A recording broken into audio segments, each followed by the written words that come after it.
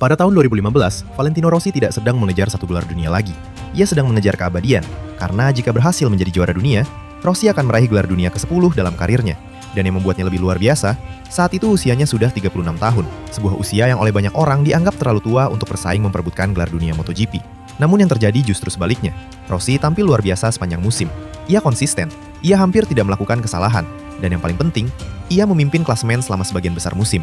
Semakin dekat ke akhir kejuaraan, semakin besar harapan para fans, karena mereka merasa sedang menyaksikan sesuatu yang bersejarah. Sesuatu yang mungkin tidak akan pernah terulang lagi. Namun kemudian muncul satu masalah besar, namanya Jorge Lorenzo, rekan setimnya sendiri. Dan inilah fakta yang sering terlupakan ketika orang membicarakan musim 2015. Pada musim itu, Rossi memang memimpin klasemen lebih lama.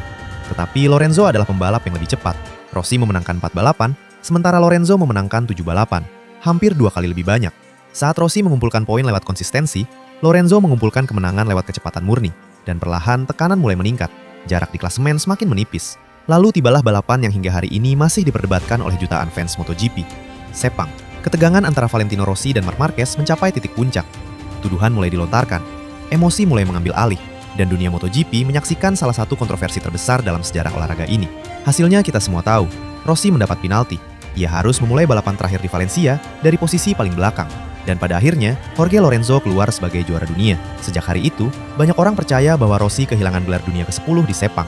Pada satu insiden, pada satu keputusan, pada satu penalti. Namun semakin dalam kita melihat musim 2015, semakin sulit menyalahkan satu balapan saja. Karena sebelum Sepang terjadi, Lorenzo sudah memenangkan lebih banyak balapan, sudah meraih lebih banyak pole position, dan berkali-kali menjadi pembalap tercepat di lintasan. Disinilah muncul pertanyaan yang membuat musim 2015 begitu istimewa. Bagaimana jika tidak ada insiden Sepang?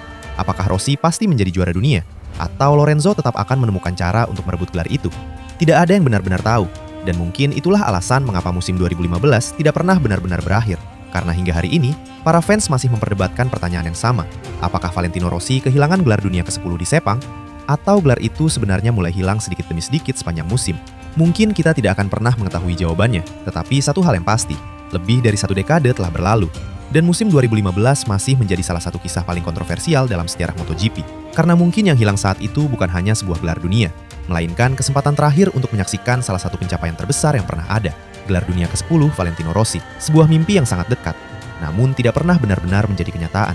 Menurut kalian, apakah Rossi kehilangan gelar dunia ke-10 di Sepang, atau Lorenzo memang pantas menjadi juara dunia musim 2015?